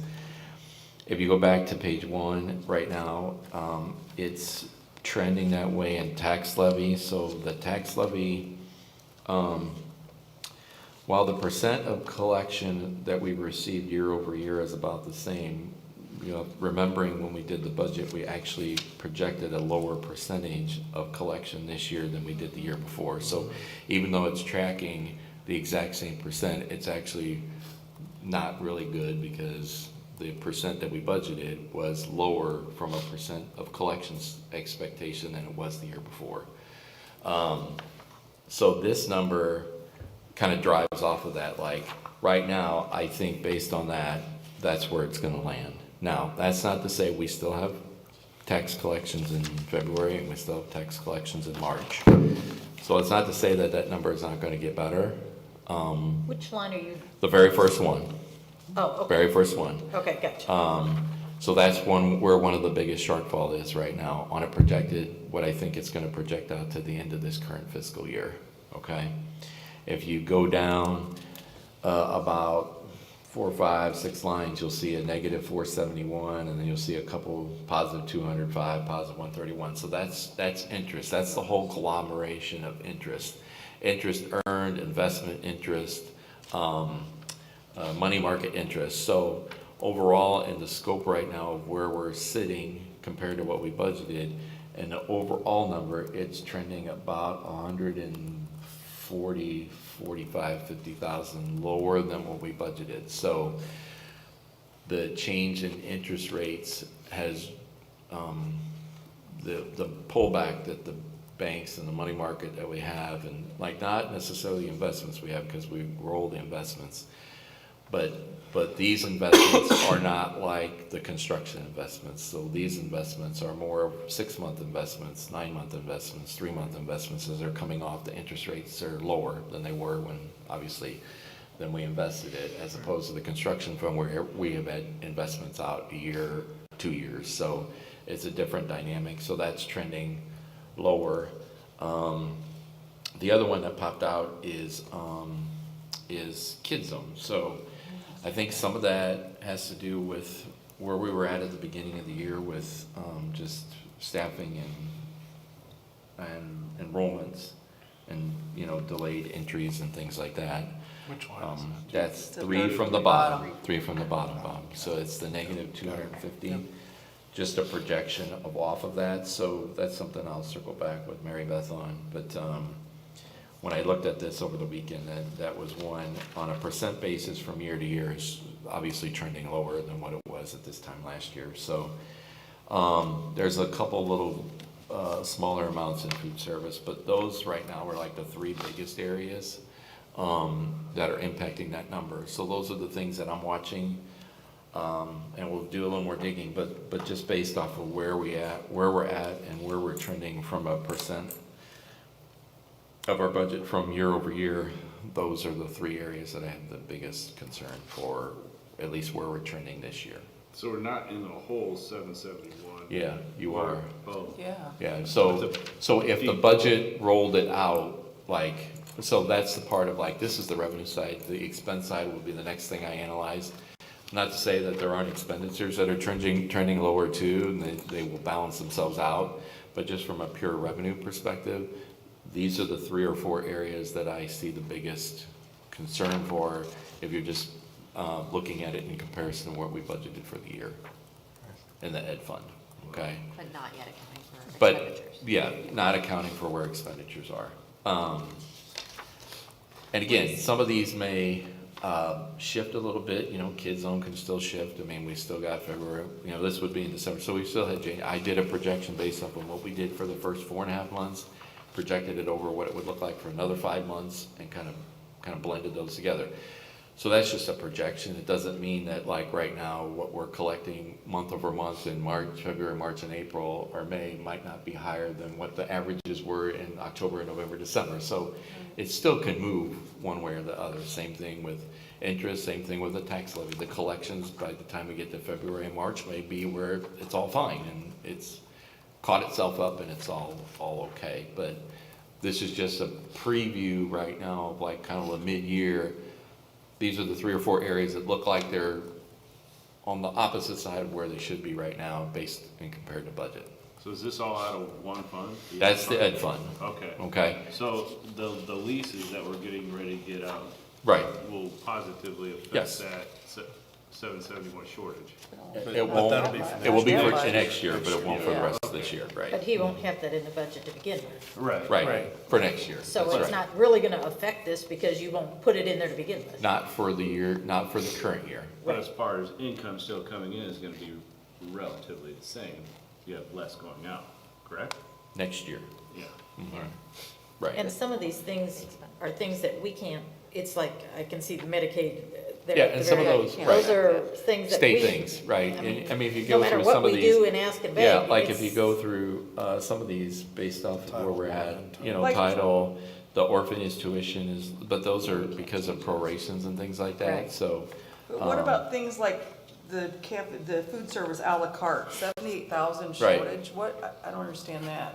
It's just, I thought à la carte people, they paid for that. they do, it's just that what we projected those This numbers is- to look like, So in other just- words, they're we just not haven't there. sold as This is much just food comparing- as this what is he just- was just comparing to projecting. budget. Actuals compared to Right, budget. right. and Gotcha. where- So we were looking at doing different things à la carte. And, I gotcha. and the timing of how some of those have happened has been skewed a little bit and just based on what we thought the projection would look like because we're It's not reinstituting some stuff is just trending lower than what we kind of But thought this it one would can, look that can be like. adjusted, Or for instance. what we thought was being sold à la carte was, we thought it was fantastic, but the students are going, yeah, we're not buying that. Right.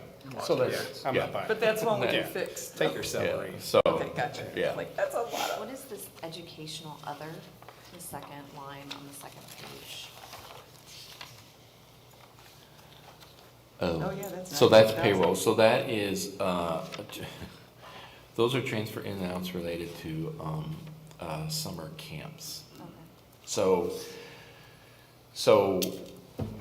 the accounting of it is we are collecting all of the, fees. When we process the payroll, we have to move it from the ed fund to the camps.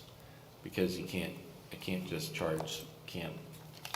The camp accounts can't accept payroll charges on this, our system, because they're balance sheet accounts, so you can't run payroll. So we have to do journal entries, so like any payroll that we have, it has to be journal entry from the education fund, so it shows as an income to the education fund, and then it gets moved to the camps accounts. So why is Yeah. the CTE one red compared to others? That's because that is no longer there. Oh, okay, okay, Mhm. gotcha. And so, for instance, for the summer camps, like, that would be, you know, potentially, not quite such a deficit once there's enrollment? Well, the camp number right now is okay, because we're actually over budget for this year. So if you look at the fourth column, that shows whether you're over or under projection wise. Does that make sense? The surplus shortfall column? Yes. So we're $2,745 ahead of what we budgeted this year. Oh, I thought, okay, No, wait, the so one I'm below looking it. at the one below it, the Yeah. 98,000 Yeah, shortfall. so that is just other stuff that comes in and out throughout the year, that just don't have a place to land. What would be an example? Oh, God. It's just random checks, insurance checks, just things that are random. There's, Does training come out of there? Training and no, it's just random miscellaneous. Like if you look at, so like as an example, if you look at, like the O&M fund, look at, it's page 3, it's the same account. So if there are, O&M other? yeah, so like you see there, we're like 494,000 ahead, but the reason that is because, we had a lot of insurance payments, and those insurance payments are still coming in. So when you look at the expenditure side, there's gonna be an expense that's gonna be probably over, but all of the insurance proceeds are being processed through there. So it's kind of like the same thing with the ed fund, whether it's insurance stuff related to ed expenditures, whether it's, sometimes there's E-rate stuff, but a lot of the E-rate stuff goes in Fund 20. So it's just a kind of a miscellaneous thing. On the other accounts, just as a general rule, if an other account is under budget, that's not necessarily bad, because there's more than likely an expenditure on the other side that was offsetting it. Same thing like on the O&M fund, even though it's over on the revenue side, there's a corresponding expenditure that is over because it's probably something related to an insurance check that was brought in, but we paid the contractor, so they kind of wash themselves out. But from an accounting perspective, you can't, you don't book the revenue against the expense. You kind of create two separate line items, one for the receipt and then one for the expense. I know that's a lot of stuff. So when will we see the expenditures version? that's what I'm working on now. Okay. So, just the two things I did, the only thing on here, you can read through the rest. The only thing I'll point out in here is when you look at transportation, we're about 450,000 ahead on revenue because the projections of prorations that we use from the state, I discounted severely just to be protected. But then when you look at that, we're actually going to receive about 450,000 more. So the projected, from the revenue side that impacted the transportation fund, the $1 million deficit, we expected it for this year in transportation. From the revenue, at least, is going to be offset by 450,000 probably. So now I'm looking at the expense side to see if the expenses are still trending in line or whether they're over. But from a revenue side, we're going to get 450,000 more than we expected. So it will help with the transportation fund. So. Now, how does this compare to the revenue projections for years past?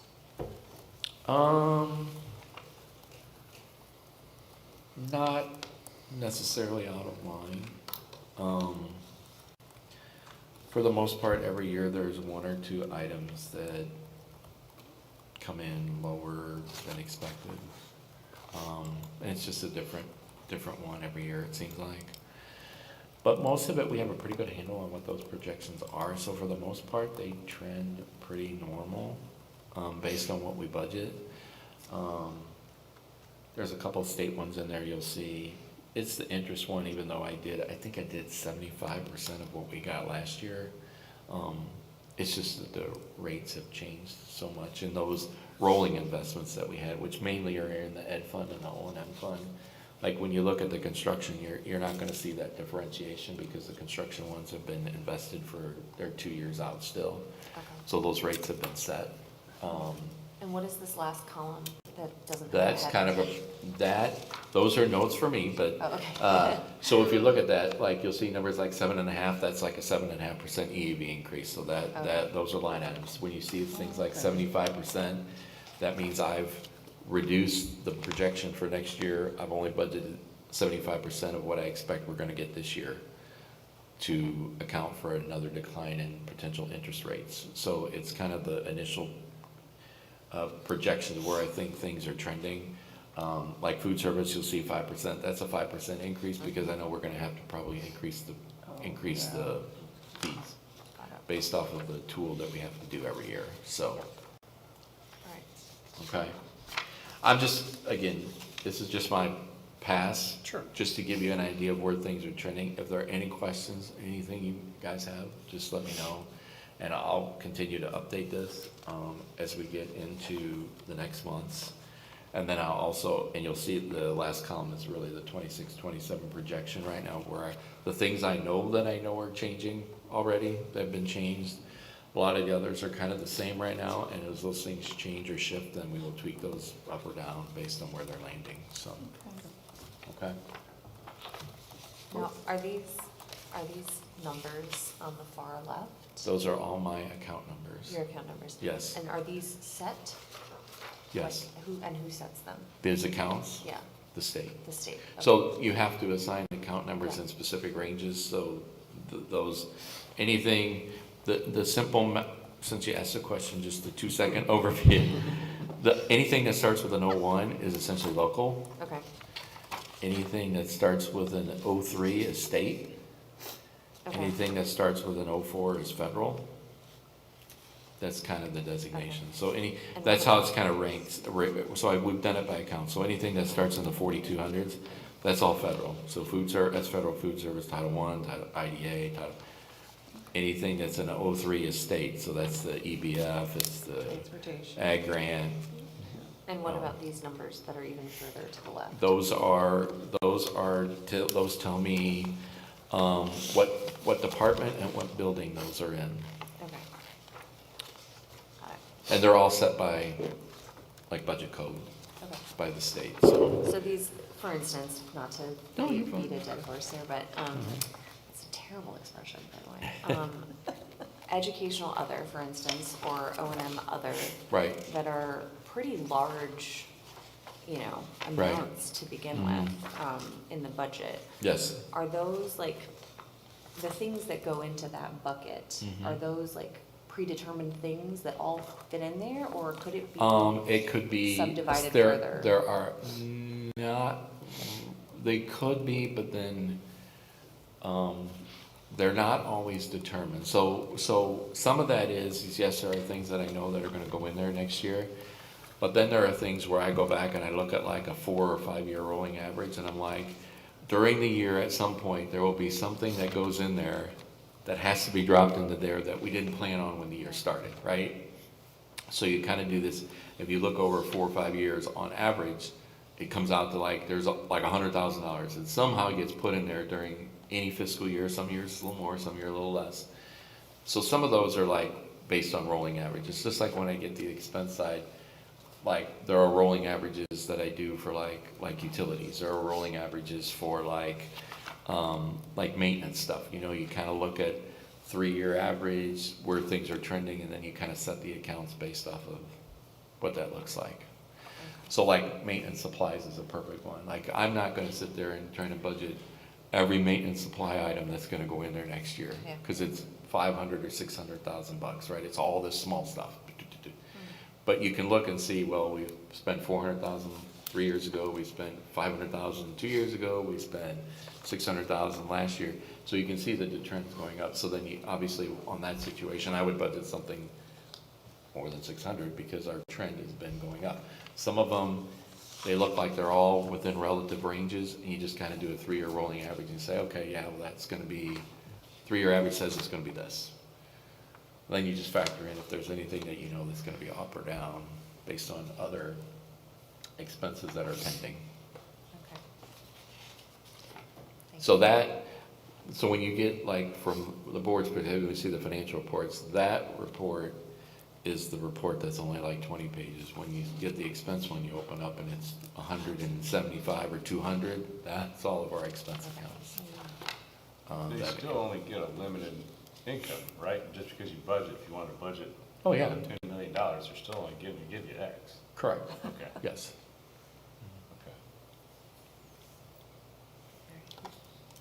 So, I'm sorry, that's a long-winded No. discussion about It's necessary. So- I'm excited that finances, so. we're having a budget timeline and kind of seeing things develop as we go. I'm, as a finance guy, I'm excited by this conversation. But, that's, I'm a nerd. I'm excited by this conversation. And That's I right. know- All right. That's right. All right, thank you. Okay, cool. So that's I think it? that's it, yep. You sure? Yes, I Okay. think so. Good job. Yep, Dave. thank you. Awesome. Thank you. All right. Thank you. Yeah. Thanks. All right, you're welcome. So that's all of your, you had 3 different things here, mid-year review, Yeah, that's- 26, 27 Yeah. review, and fiscal year. You did them, Yep. okay, All covered. thank you. Okay. Okay, cool. Moving on then to action items, which concludes our Facilities and Finance Committee portion of the meeting. Sarah's got a we wanna question. make sure, huh? Yeah, I understand. Okay, action item 4.1, approval of action item 4.1, Dr. Duncan. It's recommended that the Board of Education approve personal matters related to the resignations and retirements of employees as discussed earlier in executive session. May I have a motion? So moved. Second? Any discussion? Carrie, please call the roll. Brian, Yes. Bauer, Yes. Bertles, Yes. Sanderson, Yes. Carver, Yes. Payton. Yes. Okay, approval of action item 4.2, Dr. Duncan. It is recommended that the Board of Education approve personal matters related to the appointment, employment, compensation, transfer of employees, pending required certifications of professional educator license, completion of paperwork, and all background fingerprint checks completed and cleared as discussed earlier in executive session. Okay, may I have a motion? So moved. Second. Any discussion? Okay, Carrie, please call the roll. Carver, Yes. Brian, Yes. Bertles, Yes. Sanderson, Yes. Payton. Yes. Okay, moving on, which concludes our action item portion of the evening. Moving on to our next meeting. Just highlight that it is a long list, because if you remember, there was snow in January. Yes. And we had to reschedule some stuff, and so we will have a lot to discuss Yeah. and hear at our next meeting, which is February 23rd. Okay? I've got a question. Yep. At the last meeting last week, you had this similar list. Yes. There was something about a policy on the list, and obviously we didn't hit it at this meeting, and it's not on this list. And it said something about a new policy, and I apologize because I forgot what the exact wording is. Press pause. I believe you're talking about the equity policy. Was that what was on there? Dr. Smith's still cleaning that up, so that's something that we're still working through. Something she worked on with her equity committee last year. Okay. And so she's still just kind of working through some of the final details on that, and then we'll bring it to you guys. Okay, and then the other thing that was on it, and then it's not on this list either, was fees. And I'm not sure what that entailed. If it's changing of fees or just letting us know what fees are or whatever, but like I said, I don't see it on this list here unless I'm missing it. I think at the time, we thought there might be a discussion about changing of fees, but then I think you all decided since then that there's not really a need to discuss changing fees. Okay, That's- that was I my think question, that's are we the- going, are there some fees that Didn't we do it we're last year? thinking that need to be Yeah, the fees from last year, I think we're just continuing with the Right. same. Yeah. Right. Okay, Did a There's lot of just work on those. one discussion that we need to work through on. okay, Some one fee, but all the others are not changing okay. next year. I just, like I said, I saw it on the last list and it's not on this list, so Right. I didn't Yeah. know if it was One we're working something- through still, Jill, Perfect. and all the others we're not changing. We're not proposing a cost change or a increase. Okay, thank you very much. Okay, cool. That having been said, okay, with no further business, may I have a motion to adjourn? So moved. Second. All in favor signify by saying aye. Aye.